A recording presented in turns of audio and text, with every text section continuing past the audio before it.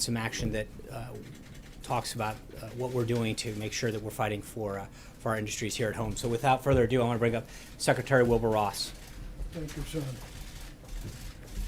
The action we took last night is actually the culmination of a couple of decades of disputes between the United States and Canada. What's provoked the disputes is the following. In Canada, the forests are owned by the individual provinces, and each of the provinces sets a charge for the loggers to use when they're taking trees down. In the U.S., it's all open market, it's all market-based prices. So the provinces subsidize the cutting down of lumber, this technical term being stumpage, and then that lets them charge a subsidized low price when the product hits the U.S. border.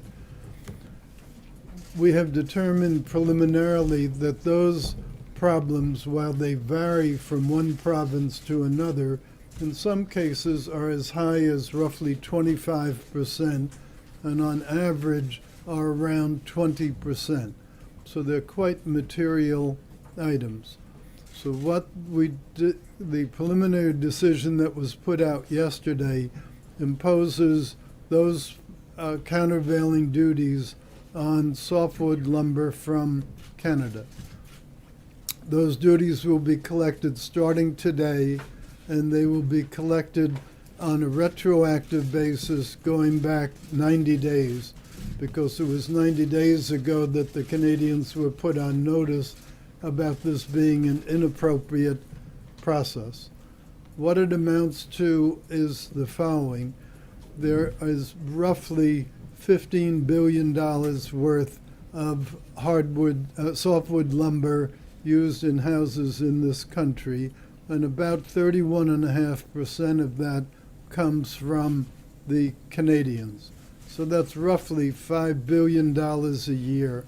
20% tariff on that is essentially $1 billion a year.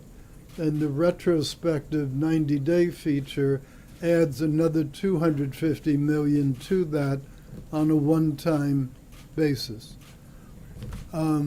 Softwood lumber, as I say, is fundamentally used in single-family houses.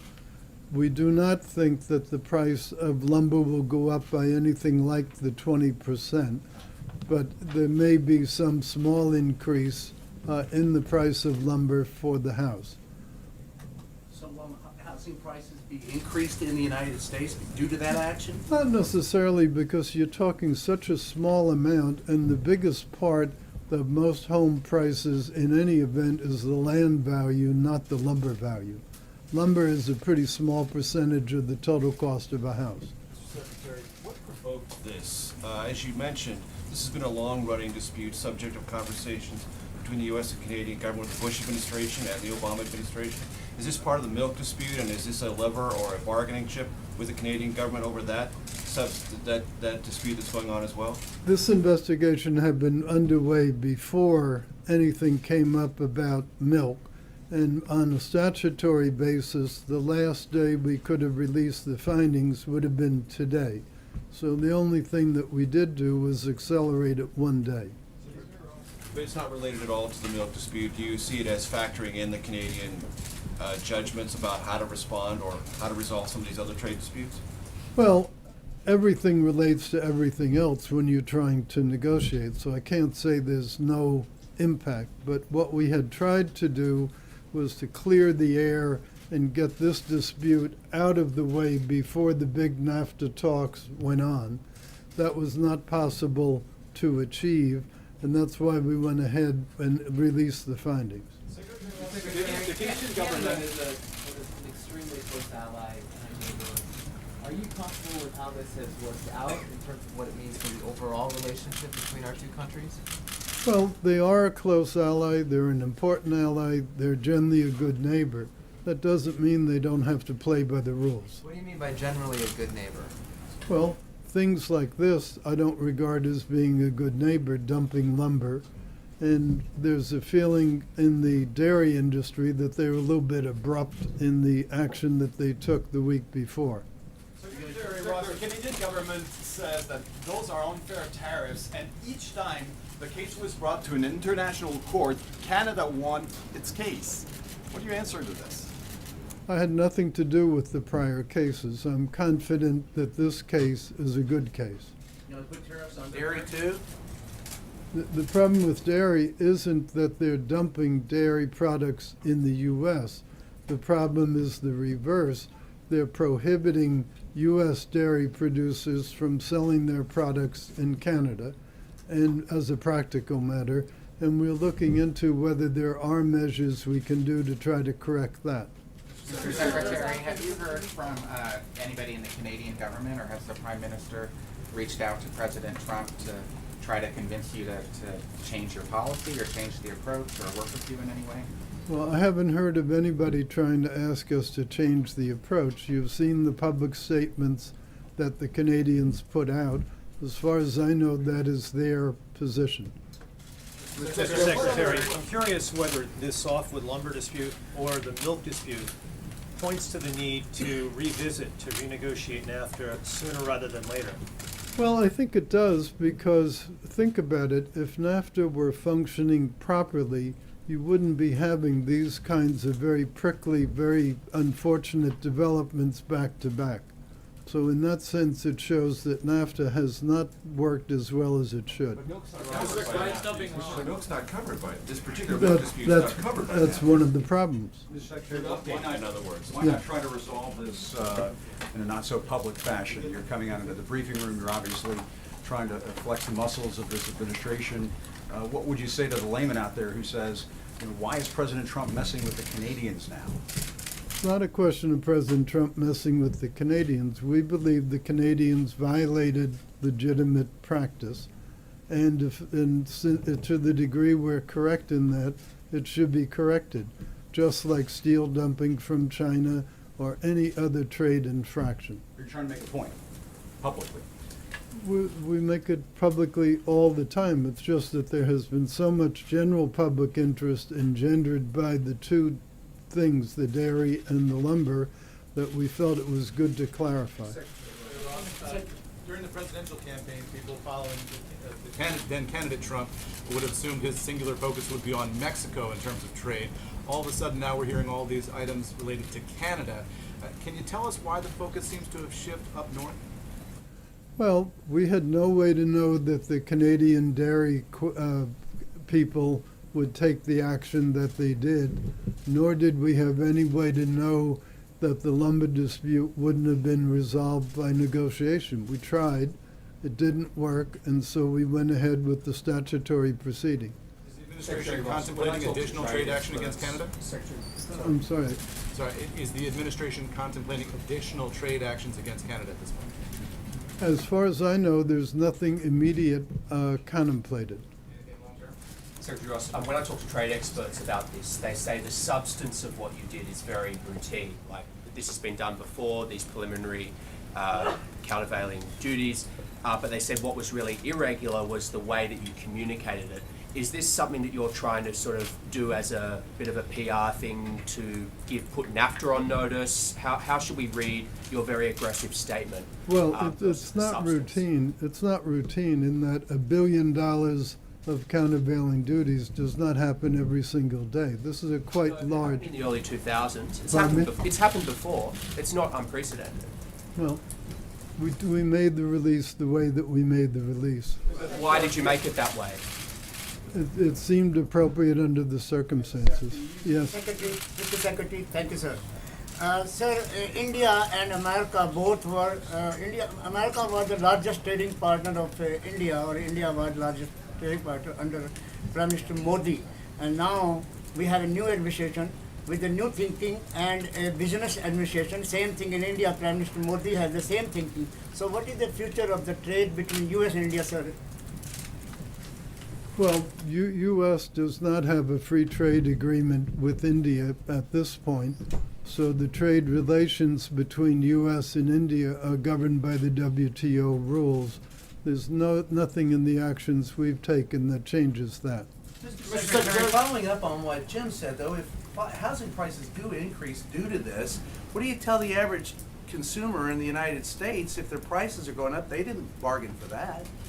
Well, I don't know what they bargained for, but I'm sure what nobody in the United States bargained for was people dumping product. It's no different whether you dump steel or aluminum or cars or lumber or anything else.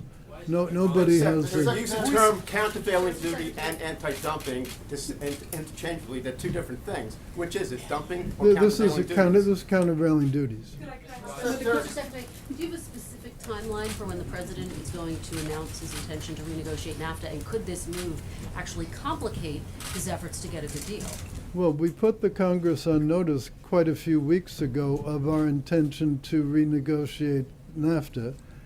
What's been stalled is getting the Trade Promotion Authority, the so-called Fast Track Authority, approved by the Congress. Now, with Bob Lighthizer having been confirmed out of the committee today and hopefully coming to the Senate for a full vote very shortly, that should cure one of the objections that some of the senators had. Namely, they were concerned about formally reopening NAFTA in the absence of the U.S. trade rep being confirmed. Now, the catch-22 to that was they were also slow-walking the confirmation, so it was a little bit of a circular thing. But in any event, that appears to be in the process of being corrected. But could this move complicate your efforts to get a good deal? Everything affects everything else, but this trade issue over lumber, as has been pointed out, is not a brand new issue. It's been around for quite a while. Mr. Secretary, the meeting, the next upcoming meeting of the G7 is about a month away, and the U.S. is in the middle of negotiations with, or talks with China about how to address North Korea. Are you comfortable that the North Korea calculus has not hamstrung your ability to be as direct with China on matters like this? And is the action with Canada meant also to signal to our other Western economic allies and partners that if they mess with the U.S., they could face something like this? Well, as to Canada, as you know, at the Mar-a-Lago meetings, we agreed on a kind of 100-day program, and we're going back and forth with the Chinese over that 100-day program. So we shall see what comes from that.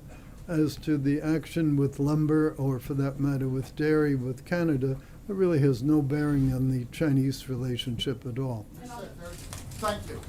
It seems to me that the object of the 25% tariff on soft lumber coming out of Canada is not to raise wood prices, it's to save and create American forestry jobs and loggers who are losing their jobs right now as a result of the dumping. Has the administration done a study? Do you know how many American jobs are going to be saved by this tariff?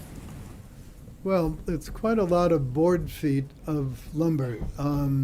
Lumber sells for about 38 cents per foot.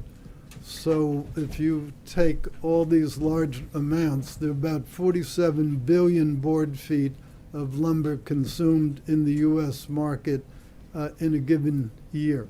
And part of the reason I don't see that there'll be a huge price differential coming in is this only affects 31.5% of that output. The competition among the American producers remains the same. So this is not like suddenly house prices are going to go up 10 or 15%. That's silly.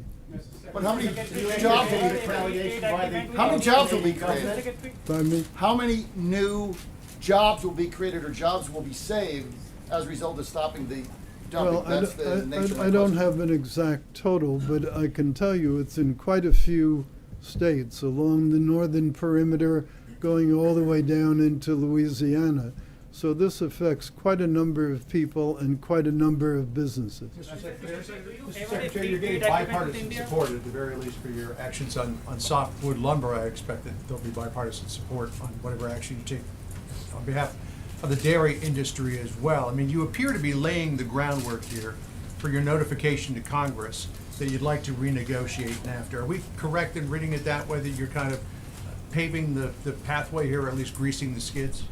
Well, the president announced a couple of months ago that he wanted to renegotiate NAFTA.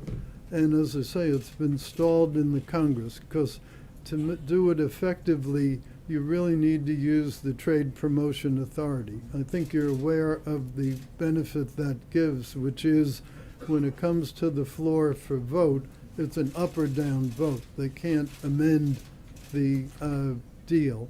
So it makes it much more probable of getting a deal approved. That's the practical significance of it. So these very public actions that you're taking and being here in the briefing, is that sort of paving the way for promoting that authority? Well, we hope to get as soon as possible the Trade Promotion Authority granted. Only Congress can do that. And so we've been consulting with the staff. I've met, I don't know how many times, but quite a lot of times, both with Ways and Means and with the Senate Finance Committee. And we hope that with the Lighthizer confirmation, that will remove that impediment. Mr. Secretary, do you favor a free trade agreement with India for I'm sorry, couldn't Do hear. you favor a free trade agreement with India? As you said earlier, it doesn't exist between the two countries right now. Do you favor a free trade agreement with India? Oh, any pending trade events with India? Is that the question? Free trade. I don't believe that there have been any serious discussions with India of late on the topic of a free trade agreement. But there's no inherent negative attitude on our part relating that. You mentioned on Thursday, you're going to have an announcement on Thursday that you'll do something similar with aluminum that you did with steel last week in terms of initiating investigations into potential aluminum dumping into the country. Could you talk a little bit about that? Well, I think the right time to talk about executive orders is once they've been issued. Mr. Secretary, this is a high-profile action, even if there's a precedent for similar action in the past.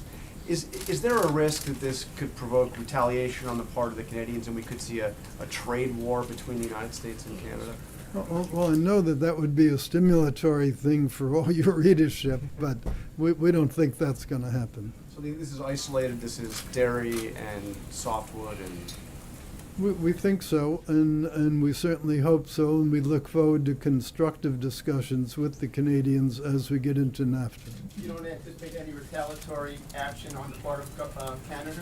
It's totally Canada's decision what they'll do. I'm not aware of anything that we've violated, so I don't know what it is that they could do that would be a legitimate action. What if we passed the border adjustment tax? What if that were part of the tax reform package? Well, as I understand it, there'll be some word on the tax reform package from the people who are working on it, so it would be better to address that question to them. While we have you, Mr. Secretary, what about the notion of 3% GDP growth? Is that a fair assessment? Is that something that is realistic? Do you believe it's realistic? Well, I would hope that the growth could, over time, get to be better than that. President Obama is the only president in many that didn't have at least 1 year of 3% growth. And with all the initiatives that we're doing, the regulatory reform, the trade reform, the tax reform, hopefully, and unleashing energy, there's no reason we shouldn't be able at least to hit that, if not beat it. Mr. Secretary, you mentioned cars. Who is dumping cars to the United States? Which No, I just use that as a figure of speech. Secretary, who is dumping cars to the United States? Which I said it was a figure of speech. Mr. Secretary, what happened between the press conference with Prime Minister Trudeau and the President said he would only be tweaking the relationship and this decision on softwood lumber? What changed? Well, first of all, this was not a presidential decision to do the softwood lumber. This was a decision that arose from a trade case that was underway. So it was a normal decision. So I don't think it has anything to do with the personal relationship between Mr. Trudeau and the president. Mr. Secretary, finally, if you or the president have any faith and trust in WTO? Well, WTO is a whole different subject matter. We do have some questions and some concerns about it. There will be a WTO meeting coming up in the next several weeks, and what will come out of that will come out of that. Mr. Secretary, thank you. In your view, should the U.S. stay in the Paris Climate Agreement or withdraw from it? Well, now you're really getting outside my area. You're a participant in those discussions, if I'm not wrong. It's really outside my area. I'm having enough difficulty dealing with the trade issues rather than poaching on other people's territory. Yes, ma'am. Are you concerned about the renegotiations of FTA with South Korea? Well, the 5th anniversary of the South Korean arrangement, the so-called Chorus, comes up, I believe, on May 4th or May 5th, something like that.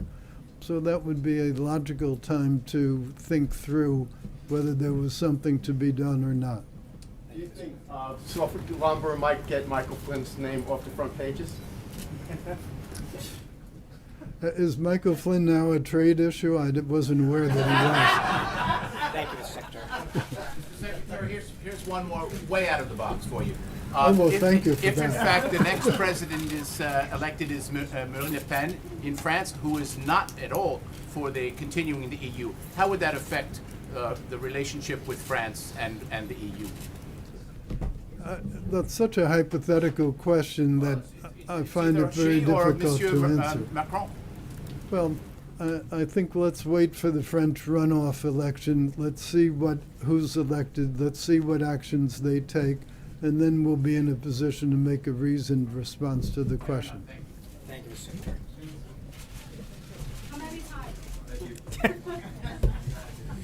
You're always welcome. Come anytime. That doesn't make me feel too good. They said come back anytime. You're always welcome. He is always welcome. I'm glad you're out of questions because I'm out of answers. Now the Secretary is exhausted, you all. So up on the screens, I know we had a little bit of discussion about this yesterday. This is the landing page for the content of the website that we launched late last night on the President's busy first 100 days. I know that many of you have noted the robust pace that the President has kept during these first 100 days. So it's just a glimpse of some of the action that he's taken and some of the key priorities that he made to the American people. Despite the historic obstruction by Senate Democrats, he's worked with Congress to pass more legislation in his first 100 days than any president since Truman. And these bills deliver on some of his most significant promises to the American people. He signed an historic 13 congressional review acts to clear unnecessary regulations and keep government out of the way of the American people. He's extended the Veterans Choice Program, giving our nation's heroes the peace of mind they deserve, while this administration continues to work with Congress to enact comprehensive reform and modernization at the VA. He's refocused NASA's mission to dream big for American space exploration again, and promoted programs dedicated to encouraging women to pursue careers in STEM fields. All told, he has signed 28 pieces of legislation. And it's not just through legislation that the President has made serious progress on his top priorities. The President promised to enforce our nation's borders. His Attorney General, Homeland Security, and their staffs have been working around the clock to fulfill that promise. He has directed a halt of federal funding to jurisdictions that do not comply with federal immigration laws. He has ordered the hiring of 10,000 immigration and customs enforcement officers and agents and 5,000 Custom and Border Patrol agents. And it's working. Illegal alien border crossings have plummeted more than 61% since January of this year. The world is responding to the leadership that the President is bringing to Washington. In all, during his first 100 days, the President has made 68 calls with 38 different world leaders and hosted a total of 16 bilateral meetings. The President has rebuilt America's standing in the world, and these meetings and calls have led to real action. NATO's Secretary General was here a few weeks ago, and he directly credited the President for his tough talk that was fair but tough as a candidate and now as a President for helping to put pressure on the counties and on the countries that are not contributing their fair share to the alliance.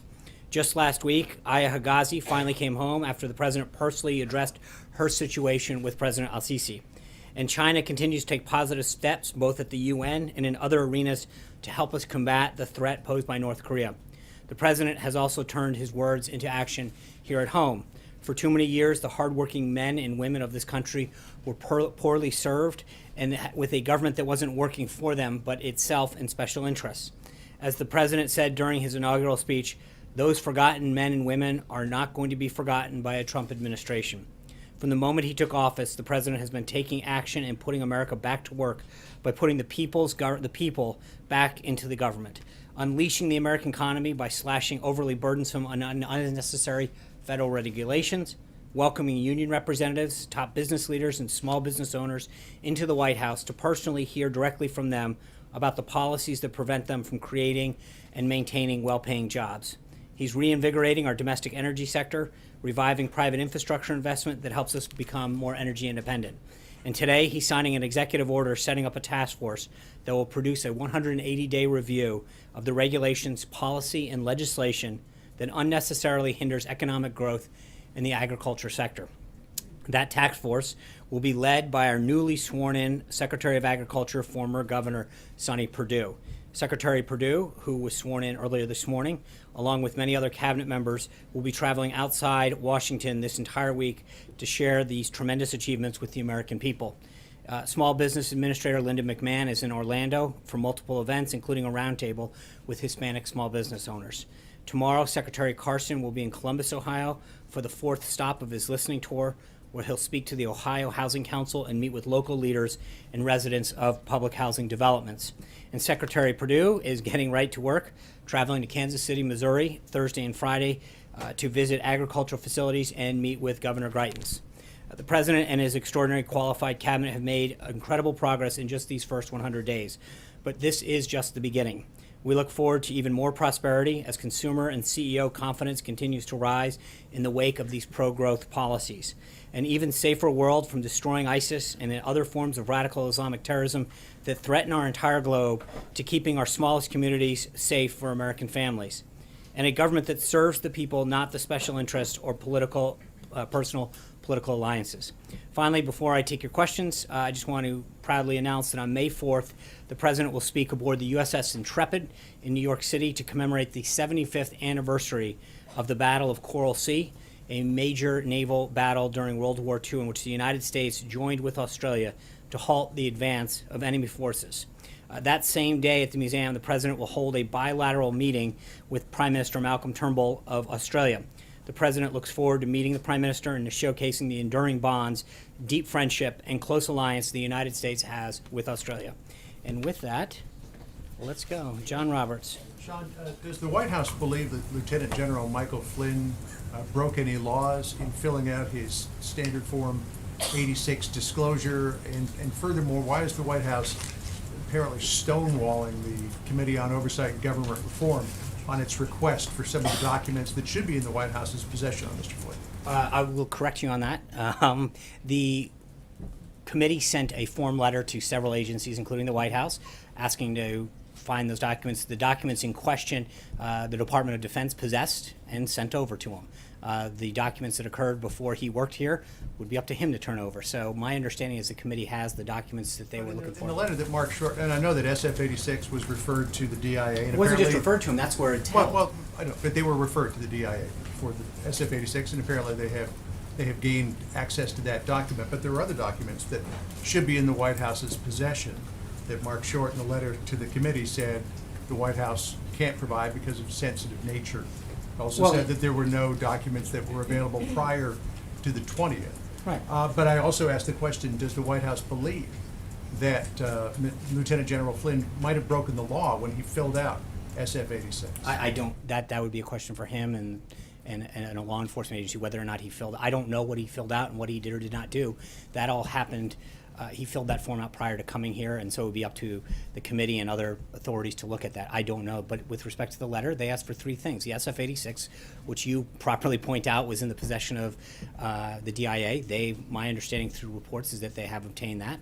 Then they asked for documents prior to January 20th. As you know through the Constitution, we didn't assume the White House until January 20th at noon, so we don't have the documents prior to assuming the White House. And then the third would be they listed for every call and contact that he made, which is an extraordinary number that's a very that's a very unwieldy request. So was it the sheer volume of it, or was Well, it? I mean, it's to say we want the national security advisor, whose job it is to talk with foreign counterparts on a daily basis to document every call that he may or may not have made, is not exactly a request that's able to be filled. But every document that they asked for, my understanding is that they've gotten. Sean, is it your position that during the transition, the Trump transition has no custodial possession of any of these documents? Well, I would, again, that, but that's- that Flynn filled out as part of the process to become the president's national security advisor. I mean, you seem to be suggesting there's an arm's length relationship. No, It's your because there's, transition. right, thanks. There's two issues. He had an SF-86, which is a security clearance form that was filled out during the Obama administration. He had a investigation in 2016 that was done under the last administration. And again, those are not documents that the White House would ever possess on any employee. They would come from the requesting authority. Okay, so And so in that case, again, remember they sent out a form letter to I think 5 or 6 agencies requesting the same documents. The place where the documents that they had questioned did fulfill that request. Right, and I'm just trying to find out from your perspective, is there no obligation, either through the transition or the White House, to do anything more than you have done or has been done in this matter? Everything that the White House has been asked to do, we have made that. The only documents that were made available to them that they asked for were the ones that the Department of Defense had. And how about these calls made when he was working during the transition on behalf of a future President Trump? Aren't those things that you should have some either responsibility or obligation to provide if you can? Well, I think again, it's a question is if you can. When you ask for every call, no, but I think that's a pretty. There is, I mean, that to ask for every call or contact that a national security advisor made is pretty outlandish, if you will. To say that we want to have a list of everything that you know, there is no. But theoretically, but again, the those question, calls were made on behalf of the Trump transition, were they not? When? When he was in the, I mean, this. Look, this period Major, of time- he did not. this We period of started time this that the administration on committees were January questioned. 20th. All the information that they're talking about occurred prior to him being at the White House. Right, but it was So working for the transition, and I'm Okay, just then- saying, is there then- any then obligation asking you the- have? Not the White House. Everything that is being questioned occurred prior to January 20th. But you actually the delivery of those documents? But you're acting as if you had no custodial or Right, ethical but the responsibility of your own transition. That's all I'm trying No, to no, get at. and I guess the question is that what He was not making calls as a private citizen. He was making it as a future national security advisor. I understand that, and right now to ask the White House to produce documents that were not in the possession of the White House is ridiculous. So I got John.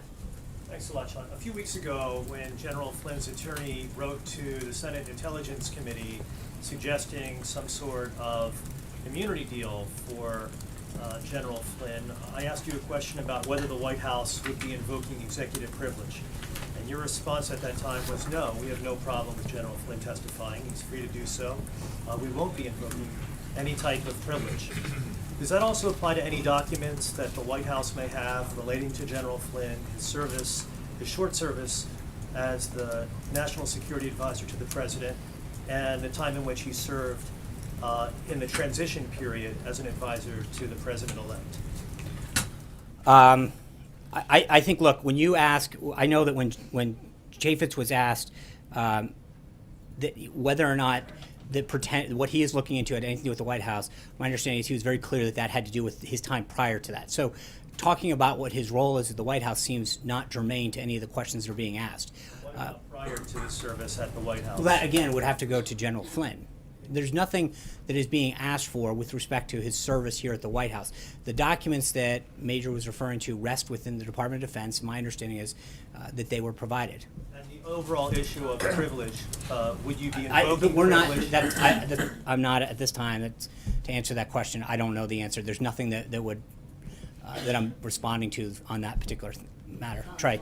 And Sean, generally speaking, within the Trump administration, how important is it to the president that everyone working for this administration is honest on their security clearance forms? Very. And so, and if they don't, then they're going to be, investigated. I mean, but you assume, look, everybody fills out forms all the time. All of us, at some point, we sign our name and swear under oath that everything that's done there. So I think each and every one of us in different ways, signs our names and agrees to abide by the information that we provide. Just following up, do you know if the president is aware of the comments that were made by the House Oversight Chairman today? And does he agree at all with the assertion that it seems as though General Flynn was not in compliance with the law? I'm not. And again, that would be a matter for them to look into, not for us. Caitlin. Does the White House consider Mike Flynn's payment from Russia today to be a payment from a foreign government? I don't know. That was, again, all of that occurred prior to his service. Your White House, does this White House consider a payment from Russia today to be a payment from a foreign government? I understand. What I'm saying is everything that he did was prior to coming to this White House. So for us to determine someone else's thing as a consultant. Today, do you consider that to be a payment from a foreign government? I'm sorry, if what? If someone took money from Russia today. If they were an employee of the White House, absolutely. But I mean, again, I don't know the exact circumstances. Everything that is being discussed occurred prior to his employment at the White House, occurred as a consultant. And so whatever he did, as long as he did it in compliance with the law, as every one of us as a citizen has the right to do, that's up to an individual to do and then comply with the law. To follow up on that, why wasn't he more closely vetted during the transition period? Well, again, you fill out forms, and I feel like the White House and the Trump transition team should have known about this before they were having him come to the White House. Well, again, you fill out the forms, you do an investigation, you do a background check. Every employee gets that background check done, and they have a security clearance, and they fill it out, and that's how everyone operates under the same guise. I have two questions, but I want to follow up on that. So you're saying that it's a problem with the process of vetting, the vetting process, and not No, I'm just saying your... that. I'm not saying it's a process of vetting. I'm saying that every single person who comes to work in here at a certain level is required to fill out the same form, an SF-86, and that background check is adjudicated. You rely on that person when they sign their name, and then investigators to pick it up. But there's always going to be in the case of people who had a prior clearance, that between the time that they filled it out and had it adjudicated, they could have engaged in something, and whether or not they updated that or not is always the onus is on the individual. I do want to ask you really quickly about the wall. Yesterday, President Trump reportedly said that he's going to delay pushing the wall through Yeah, he on did the not. Hill. And so can you just clarify Yeah. what the status of that is? Is it Yeah. happening when? Thank you. The president made it very clear, I think he tweeted about this earlier, his priorities have not changed. There will be a wall built. It's important to prevent human trafficking, gangs like MS-13 from coming into the country, the flow of illegal drugs, illegal immigration. There is a national and economic safety issue by having a wall that ensures our country's safety. And there's plenty of planning that can be done in FY17. We're going to continue. Our priorities are clear going into FY17, the remainder of budgeting for that, and we'll continue to ask for more in FY18. So it's delayed for now? No, I until didn't. No. I never. No one said delayed. No. There's a No. There's two budget processes. Right now, we're going to end FY17 this week. We hope to continue to get funding in that, as the president laid out, for both border security and homeland security and national defense, as we've always maintained. And then when we come to FY18, that starts at the end of or beginning of October, the end of September, in that next budget, we'll go for the next group of money. So But you expect partial funding? I think around? we're going to we've made our priorities very clear as we continue to negotiate, and I think nothing has changed on the president's priorities. Can I ask Yeah. one more follow-up on this? Sure, one more. Healthcare? The president has threatened to withhold cost-sharing payments from insurance companies, so is that still the case? He hasn't. I think we've made it very clear that we want to repeal and replace Obamacare, and I think we continue to see there's a prop up right now, and that's why we need to act as soon as possible to get an insurance plan in place, a new insurance plan system in place that will protect people's insurance and not have these skyrocketing costs. But we have an artificially propped up insurance system right now because of these payments, and I think that we've got to make sure that we do everything we can as quick as we can to put a system in place that will solve that. Jonathan. So just to follow up on the two big topics, the wall and on Flynn. First, on the wall, just want to be clear. So is the president no longer insisting that there is money for the wall in this current appropriations bill? The president's priorities are clear for FY17. There's a lot of things that we can do in the remaining months up until the end of September for planning and making sure that we get everything that we need, funding that we need for that aspect of things. And then as we go into FY18, we'll continue to ask for more. I don't think anything's changed. So the president is not insisting that he has money for actual construction of the wall? Look, in this I'm not gonna current get, bill? we're still in discussions with the House and Senate leadership, but I think the president's been very clear that he wants a wall. He wants it done as soon as we can do it. He has, that there are things that we need to do to protect our country, like human trafficking, the flow of illegal drugs and gangs, that are gonna make sure that while we've achieved a significant drop in illegal alien border crossing, down 61% since January, that this is something that's in our country's long-term national security interest. The actual construction can wait until the fall? No, it's not a question of wait until the fall. I think there's a lot of things that have to happen. It's like any construction. you can start Well, you've got to construction. start doing some planning and things, and so we will take the first steps now, and then we will continue to seek funding through the FY18 and further budget to make sure that the actual, it is completed. And on Michael Flynn, does the president feel that he was misled by General Flynn? I think the president made a decision a while ago because General Flynn was not straight with the vice president at the time and let him go. I think he stands by that decision, and it's up to others to review all this information that's coming out. But does he now feel that he also wasn't straight with him? I don't know. in the beginning during A lot of the transition? facts are still coming out, Jonathan. So I know the president made a decision a couple months ago. It was the right decision, and we've moved on, and we've continued to stay focused on. At the time he made that decision, he said that Flynn was the victim of a media witch hunt, and said he was a good man that had been a victim of Right. this So witch hunt. let's Does he still feel I that, think or all the is that- facts are still coming out on that. Let's see where they come. I think he made a decision a few months ago. He stands by that decision. John. Thank you, Sean. Two questions. Last night, the president said, and some have reported it, some pretty sensational charges about the Iran treaty. We know he's called it the worst agreement in history and the worst he ever saw himself. But he also said that at the time of the treaty, the government in Iran was on the verge of collapsing. And that is something I don't believe that has ever been reported before. He also said that the unfrozen assets, the billions, they're not used to fund terrorists, but they were in Swiss bank accounts. Is this based on intelligence reports he's received or other information? I'm not going to get into what the president knows, but there's a reason that we are undergoing an interagency process right now to look at the deal. Yeah, Jessica. I had a second question. Oh, I'm sure. Okay. On General Flynn, anyone who is at his level and some levels below undergoes an investigation by the FBI with a final report. Was the president ever given a final security report by the FBI on General Flynn? I don't know how. I don't. He was the head of DI of the Department of the Defense Intelligence Agency. He had an existing clearance. Jessica. So on North Korea, Sean, if you could just talk a little bit more about the overall efforts that the administration is making. We note the United Nations meetings yesterday. Now you've got an up-and-coming meeting with Congress. Are you, as an administration, trying to get a coalition together to build a stronger diplomatic case around actions against Pyongyang? Yeah. Well, I think you saw Ambassador Haley yesterday in the discussion that the other ambassadors who visited the White House engaged in a very robust discussion with respect to North Korea, both as a group and then with the president. So obviously, the more that we can solve this diplomatically and continue to apply pressure on China and other countries to use the political and economic tools that they have to achieve a goal in stabilization in the region, but also to tamp down the threat that North Korea faces, I think that is something that we all share. How would you characterize the administration's overall strategy on the DPRK?